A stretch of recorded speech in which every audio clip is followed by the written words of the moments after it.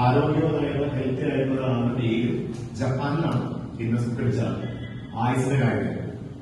പക്ഷെ അവിടുത്തെ ഒരു പ്രത്യേകത അവിടെ ജനിച്ചു കഴിഞ്ഞാൽ ഒരു രജിസ്റ്റർ ചെയ്യും. നമ്മുടെ ഇന്ത്യക്കാർക്ക് പണ്ടൊക്കെ ആ രജിസ്ട്രേഷൻ ചെയ്യുന്നൊരു സംവിധാനമില്ല, അല്ലെങ്കിൽ അറിയാനും. ഇപ്പോഴാണ് നമ്മളെല്ലാം ആധാർ കാർഡുകളെല്ലാം ചെയ്യുന്നത്. നമ്മളുടെ കൂട്ടത്തില് നമ്മളുടെ നോർത്ത് ഇന്ത്യയിൽ ഒരു സ്വാമി ഇന്ന് പക്ഷെ വായിച്ചിട്ടുണ്ടാവും, പക്ഷെ മനോരമയിലുണ്ടായിരുന്നു. വളരെ അടുപ്പിച്ച് മൂന്ന് ആർട്ടിക്കൽ വന്നു. 127 വയസ്സ് വരെ അദ്ദേഹം ജീവിച്ചത്. ഒരു വർഷത്തിനൊക്കെയാണ് അദ്ദേഹം സമാധിയായത്. അദ്ദേഹത്തിന്റെ പേര് സ്വാമി ശിവാനന്ദ. 127 വയസ്സാണ് ജീവിച്ചിരുന്നത്. അദ്ദേഹത്തിന്റെ ഗിന്നസ് നഷ്ടപ്പെടാനുള്ള കാരണം അദ്ദേഹത്തിന്റെ ജനന സമയത്തെ രജിസ്ട്രേഷൻ അദ്ദേഹം എടുത്തില്ല. ഇദ്ദേഹത്തിന് ഞാൻ കണ്ടുകൊണ്ട് നേരിട്ട് കാണാൻ ഇടയായി. കാരണം ഞാൻ രാമകൃഷ്ണ പടം എന്ന് പറയുന്ന സ്ഥലത്ത് ഒരു അധ്യാപകനുണ്ട്. ആ ഒരു സെന്ററിൽ മാത്രം ഞാൻ 15 വർഷമായിട്ട് ട്രെയിൻ ചെയ്യുന്നത്. ഒരുപാട് സെന്റർ ഉണ്ട്. ചില സെന്റർ എന്റെ കടവന്ത്ര റീജിയണൽ സ്പോർട്സ് സെന്റർ എന്ന് പറയും. അവിടെ ഞാൻ മറ്റു സെന്ററിൽ 25 വർഷം റെഗുലർ ആയിട്ട് ട്രെയിനിങ് കൊടുക്കുന്നുണ്ട്. അപ്പോ ഈ രാമകൃഷ്ണ പടത്തില് ഈ സ്വാമിജി വിസിറ്റ് ചെയ്തപ്പോൾ നേരിട്ട് ഞാൻ അദ്ദേഹത്തിന്റെ പല ഇന്റർവ്യൂ കണ്ടപ്പോൾ ഒരു രസം ഉണ്ടായിരുന്നു. ആ ഇൻസിഡന്റ് നിങ്ങൾ മനസ്സിലാക്കണം.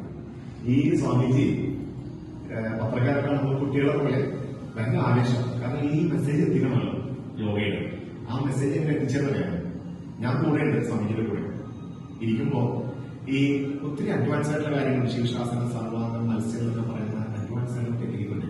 ഈ പത്രക്കാർ വരുമ്പോൾ ഒന്നിച്ചല്ല വരും, പല സമയത്ത് കയറി വരുമ്പോൾ അദ്ദേഹത്തിന്റെ ഈ എന്താ പറയുക ജുബയുണ്ട്. സാധാരണ നമ്മളൊരാളിങ്ങനെ ജുബ പോരാനായിട്ട് ഭയങ്കര സ്ട്രഗിൾ ചെയ്യില്ലേ. പക്ഷെ ഞാൻ അനുഭവപ്പെട്ടു അദ്ദേഹം ഓരോ പത്രക്കാരും വരുമ്പോഴും നവലിക്കനെ കാണിക്കണം, പ്രാണായാമം കാണിക്കാൻ അദ്ദേഹം വരുമ്പോ ഈ ജുബ വളരെ അനായാസം ഡ്രസ് മാറ്റി ഞാൻ ഡെമോൺസ്ട്രേഷൻ ചെയ്തു. എനിക്ക് അത്ഭുതം തോന്നി. കാരണം യോഗാസനങ്ങളെ റെഗുലറായിട്ട് ചെയ്ത് എല്ലാവർക്കും ചെയ്യാം. പക്ഷെ നിങ്ങൾ ആലോചിക്കുക, ഒരു 120 വയസ്സുള്ള ഒരാള് ഓരോ ആൾക്കാരും ഒരു കുട്ടിയെ പോലെ യൂണിവേഴ്സിറ്റി ആയിട്ട് ഇതിന്റെ നടന്നെത്താൻ വേണ്ടിയിട്ട് അദ്ദേഹം പലവട്ടം അദ്ദേഹത്തിന്റെ ബോഡിയിൽ പല കാര്യങ്ങളും ആസനാസം, പ്രാണായാമൊക്കെ നിഷ്പ്രയാസം ഒരു ഒഴുക്ക് പോലെ ഒരു ഫ്ലോ സ്റ്റേറ്റിൽ അദ്ദേഹത്തിന്റെ ബോഡി പ്രദർശിപ്പിച്ചു. അപ്പൊ അദ്ദേഹം പറഞ്ഞതിന് ശേഷം അദ്ദേഹം കുട്ടിക്കാലത്ത് ഈ യോഗാസനങ്ങളും പ്രാണായാമങ്ങളും റെഗുലറായിട്ട് പ്രാക്ടീസ് ചെയ്യുന്നു. ബോഡി ഒത്തിരി സെലിബ്രിറ്റീസിനോട് ഇപ്പോ സച്ചിൻ ടെണ്ടുൽക്കർ ആയാലും ഒത്തിരി ഫുട്ബോളേഴ്സ് ഒക്കെ ഇപ്പോ ഒരു ഹരമാക്കി മാറ്റിയിട്ടുണ്ട്.